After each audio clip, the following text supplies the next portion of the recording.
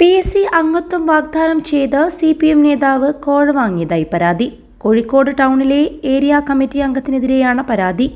മന്ത്രി മുഹമ്മദ് റിയാസ് വഴി അംഗത്വം തരാമെന്ന് വിശ്വസിപ്പിച്ചാണ് പണമിടപാട് നടന്നത്.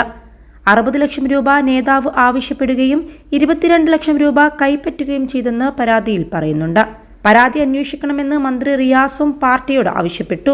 PSC അംഗത്വത്തിൽ തീരുമാനമാകാത്തതിനെ തുടർന്നാണ് പരാതിക്കാരൻ പാർട്ടിക്ക് പരാതി നൽകിയത്. കോഴ ഇടപാട് സംബന്ധിച്ച ശബ്ദരേഖയും മറ്റ് രേഖകളും പരാതിക്കൊപ്പം പാർട്ടിക്ക് സമർപ്പിച്ചിട്ടുണ്ടെന്നാണ് വിവരം.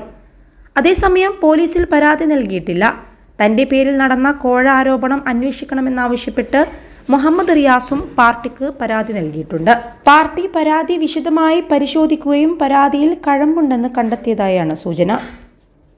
അൽ Salama eye hospital, hospital road, Perinthalmanna.